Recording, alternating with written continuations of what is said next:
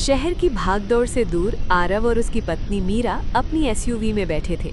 सामने बर्फ से ढके ऊंचे ऊंचे पहाड़, चारों तरफ सन्नाटा। ये उनकी पहली माउंटेन कैंपिंग थी। मीरा हल्की मुस्कान के साथ बोली, यहाँ सच में कोई नहीं है, सिर्फ हम और कुदरत। आरव ने गाड़ी रोकी। एक खुला मैदान, चारों तरफ जंगल और सामने बर्फीली चोटियाँ। यही उनकी कैंपिंग स्पॉट। रात होते होते स्नोफॉल शुरू हो गई। हवा की आवाज़, टेंट का हिलना और दूर दूर तक कोई इंसान नहीं। अचानक झाड़ियों में हलचल।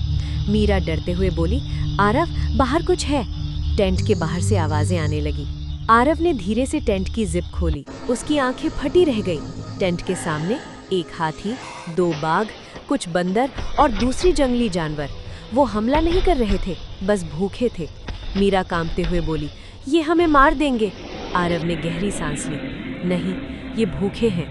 आरव टेंट के अंदर गया, खाने का सामान निकाला, ब्रेड, फल, कुछ पैकेट।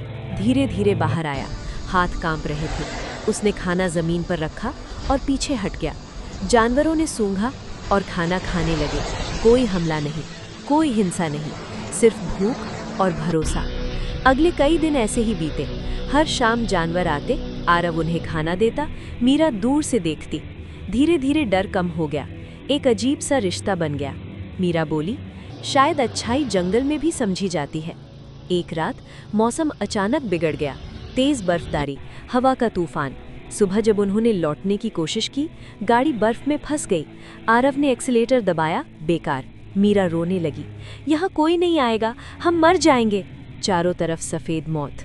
अचानक गाड़ी को पीछे से जोर का धक्का लगा। आरव हैरान। एक बार, फिर दूसरा धक्का। गाड़ी हिली और बर्फ से बाहर आ गई। आरव ने पीछे देखा। उसकी आंखों में आंसू आ गए। वही हाथी, वही बाघ, वही बंदर जिन्हें वो रोज खाना खिलाता था, आज वही उनकी जान बचा रहे थे। मीरा रोते हुए बोली, इन्होंने हमें पहचान लिया। जानवर चुपचाप जंगल की तरफ लौट गए। कोई आवाज़ नहीं, कोई उम्मीद नहीं, बस एक सबक। अंतिम संदेश, इस दुनिया में अच्छाई कभी जाया नहीं जाती। जो तुम बिना स्वार्थ देते हो, वक्त आने पर वही तुम्हारी ढाल बनता है, चाहे सामने इंसान हो या जंगल का जानवर।